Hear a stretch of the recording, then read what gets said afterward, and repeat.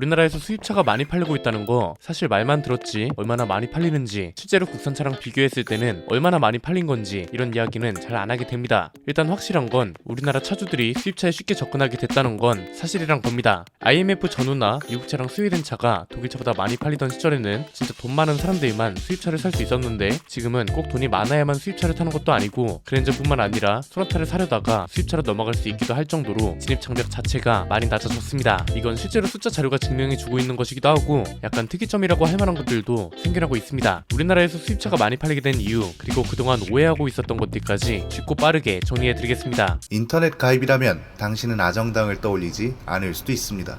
당신의 습관은 통신업체에 고정되어 있을 수도 있습니다.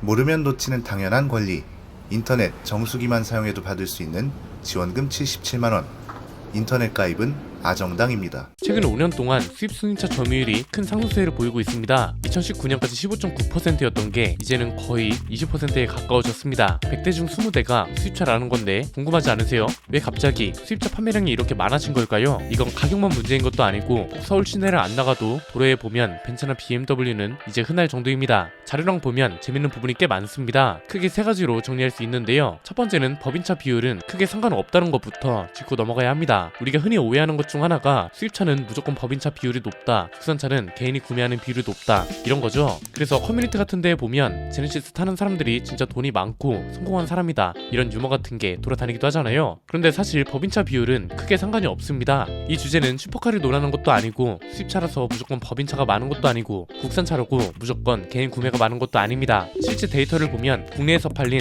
제네시스 G90 57,000대 중에 41,000대 넘는 차가 모두 법인차였다고 합니다. 100분율로 따지면 72%에 달하는 겁니다. 개인차는 28%밖에 안 된다는 거죠. G80은 또 법인 비율이 32.4% 정도였습니다. 그리고 G90 같은 플래그십 세단인 K9도 G80처럼 법인차 비율이 31.4% 정도였다고 하고요. 이건 수입 법인차 비율하고 비슷한 수준인 겁니다. 지금 보시는 게 연도별로 1분기마다 집계된 자료인데요. 수입차는 법인차 비율이 30에서 40%를 왔다 갔다 합니다. 작년 1분기 기준으로는 40%였다고 하니까 비슷한 가격대의 국산차나 수입차나 법인차 비율은 비슷하다는 게 포인트죠. 이런 문제는 편견을 깨고 접근하는 게 가장 중요합니다. 개인이 돈을 지불하고 구매를 하든 회사에서 비용을 지불해서 구매를 하든 어쨌든 그 상품이 가치가 있어야 구매를 하는 것이기 때문에 이런 건 냉정하게 보면서 접근하는 게 중요하다는 거죠. 슈퍼카 법인차 문제는 아예 다른 논쟁이고 벤틀리, 롤스로이스, 람보르기니 이런 하이엔드 브랜드 중에 법인차 비율이 90%에 달하는 건 다른 차원의 비판이기 때문에 오늘 내용에서는 중요하게 다루지 않는 겁니다. 관련 내용도 자세히 다룬 영상이 있으니까 궁금하신 분들은 이 영상을 참고해 주시면 됩니다. 두 번째는 가격보다도 가격 범위를 집중해서 봐야 한다는 겁니다. 약간의 변화가 생기고 있다는 게 포인트인데요. 옛날에는 못해도 그랜저 이상 그리고 제네시스를 타던 차주들이 수입차로 넘어가는 개념이었거든요. 그런데 요즘은 다릅니다. 처음부터 수입차를 시작하는 사람들도 많아졌고 실제로 대중적인 가격대의 판매량이 많은 상황입니다.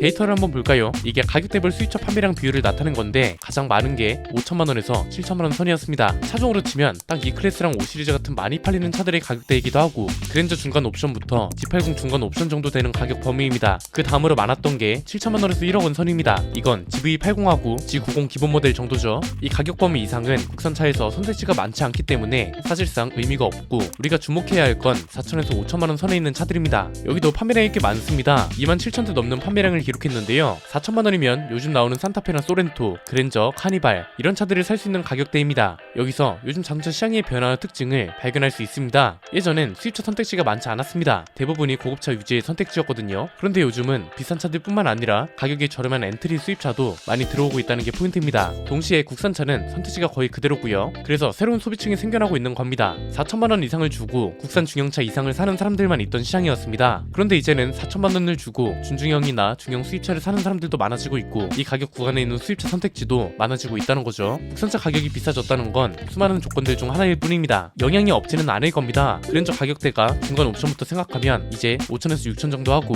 호나도 중간 옵션을 생각하면 3,500만원부터 시작되니까 이런 걸 감안하면 수입차로 넘어갈 이유도 충분히 많다는 거죠. 실제로 BMW 판매량을 보면 상위 5위권에 3시리즈랑 X3가 있잖아요. 3시리즈 중에 가장 많이 나가는 게 320i인데 기본 가격이 5,540만원 정도 하거든요. 여기에 BM은 또 할인이 또 600만원 정도 들어가니까 차 가격만 따지면 4천만원대에도 살 수 있는 거고 C6를 포함해도 5,500만원을 넘지 않는 겁니다. 이것뿐만 아니라 완전 엔트리 모델은 E 시리즈도 있고 X1도 있고 벤츠도 A클래스 라인업이 이제는 GLA까지 나올 정도니까 기본적으로 선택지가 많아진 거죠. 이 덕에 수입차도 가격 범위가 넓어지고 이 넓어진 가격 범위 덕분에 진입 장벽도 낮아지고 국산차 대신 수입차로 넘어가는 사람들도 많아진 겁니다. 예전에는 제네시스랑 그랜저를 타다가 수입차로 넘어가는 개념이었다면 이제는 소나타나 산타페, 스포티지 이런 차를 타다가 수입차로 넘어가는 사례도 충분하다는 거죠. 그리고 이 해석도 당연히 빼놓을 수 없습니다. 가장 많이 팔리는 구간이 5천에서 7천만 원이잖아요. 여기가 수입차로 치면 가장 많은 선택지가 있는 구간이고 국산차로 치면 가장 애매한 선택지가 있는 구간이기도 합니다. 수입차는 판매량 상위권 모델이 여기 다 있습니다. E클래스, 5시리즈, X3, 3시리즈, X4 이런 차들인데요. 국산차는 그랜저를 풀옵션으로 사거나 산타페나 소렌토를 풀옵션으로 사거나 아니면 팰리세이드나 모하비 정도가 전부입니다. 풀옵션으로 사자니 너무 비싸고 중간 옵션으로 사자니 뭔가 아쉽고 아예 이 가격대에 맞는 건 팰리세이드급인데 여기서 찾자니 선택지가 없고 제네시스는 옵션을 포기해야 합니다. 이 가격대에 차를 찾는 사람들을 기준으로 물가도 따져볼 필요가 있습니다. 이게 우리나라에서 수입차랑 그랜저가 많이 팔리는 이유이기도 한데요. 소득 상위 20%인 사람들한테는 오히려 차 가격이 저렴해졌기 때문입니다. 이건 일반 상식 영역이 아니라 경제적인 시간으로 접근해보는 것도 재밌습니다. 어렵지 않습니다. 그냥 숫자를 비교해보면 되거든요. 1999년까지만 해도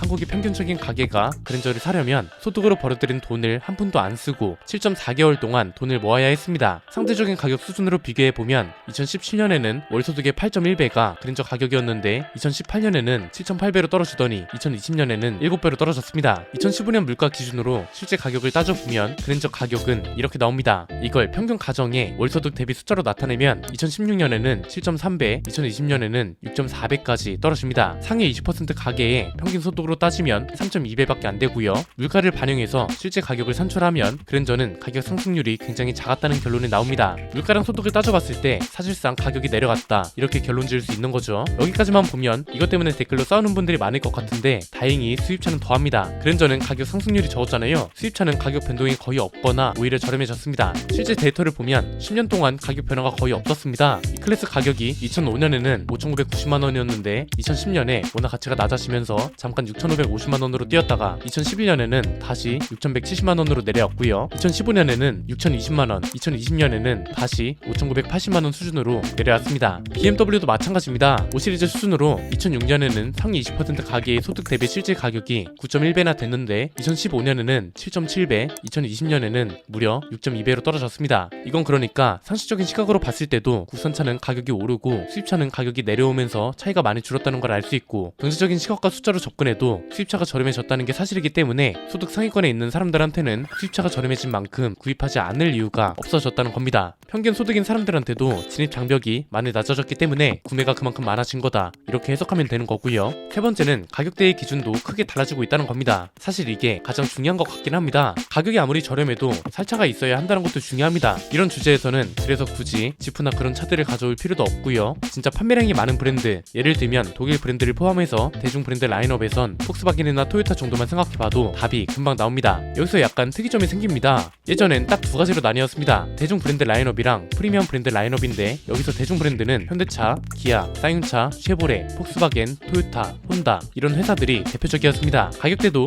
2천만원대에서 아무리 많아도 5천만원대를 넘기 힘들었고 프리미엄 브랜드 라인업에는 제네시스, 벤츠, BMW, 아우디, 렉서스 이런 회사들이 대표적입니다. 그런데 이제는 여기에 한 단계가 추가된다고 봐야 할 것 같습니다. 대중 브랜드랑 프리미엄 브랜드만 있던 구분 기준에 중간 다리 역할이 추가됐다는 거죠. 현대차랑 기아가 중간 단계로 가버린 건데 주력 모델들 가격이 4천에서 6천만원대가 되고 있다는 게 가장 큰 이유입니다. 그랜저 주력 모델 가격대가 5천에서 6천만원 사이고요. 산타페랑 소렌토는 아직 신모델이 나오기도 전인데 4천에서 5천만원 사이가 주력 라인업이 된 상황입니다. 앞으로 페이스리프트나 풀체인지가 되면서 가격대가 당연히 더 오를 거고 이렇게 되면서 대중 브랜드랑 프리미엄 브랜드 사이에 중간다리 역할 같은 가격대가 형성된 거죠. 이게 수입차 판매량 증가에 도움을 줬다고도 볼 수 있습니다. 그럴 수밖에 없는 게 현대기아차를 사려던 사람들은 3천에서 4천만원 내외의 가격대를 고려했을 겁니다. 그런데 최근 들어 가격이 오르기 시작하면서 독일차는 또 할인 공세를 했잖아요.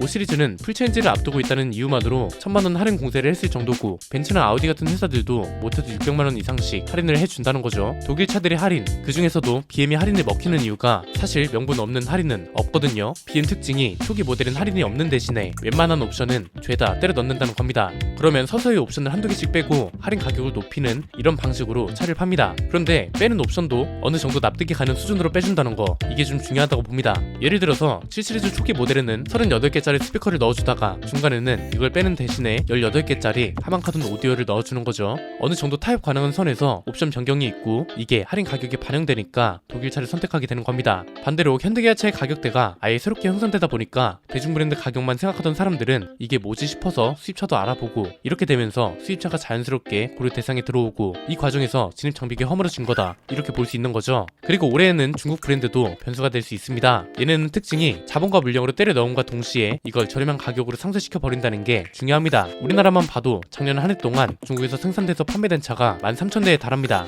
한 해 동안 무려 154% 넘게 증가한 겁니다. 중국 자국 브랜드도 커지고 중국 생산 물량도 많아지면서 수출 물량까지 많아지다 보니까 이제는 차를 실어 나를 배도 없다고 하잖아요. 그래서 작년까지는 현대기아차 같은 대중 브랜드에서 수입차로 넘어가는 사람들이 증가했다면 올해는 아예 새로운 기준이 생기면서 수입차 시장이 더 커지지 않을까 싶다는 겁니다. 대중 브랜드에는 쉐보레, 쌍용차, 토요타, 혼다, 그리고 여기에 중국 브랜드가 추가되는 거고요. 중간다리 역할을 현대기아차가 하고 프리미엄 브랜드로 넘어가는 이런 시장 구조가 더욱 견고해질 것으로 보입니다. 자동차 시장 자체가 양극화되고 있다는 것도 판매량 상승에 영향을 주고 있어서 앞으로 현대기아차 판매량 추이가 어떻게 변할지 기대되네요. 오늘 내용은 여기까지입니다. 내용이 유익하셨다면 구독과 좋아요, 알림 설정 부탁드립니다. 지금까지 저는 안피디였습니다. 감사합니다.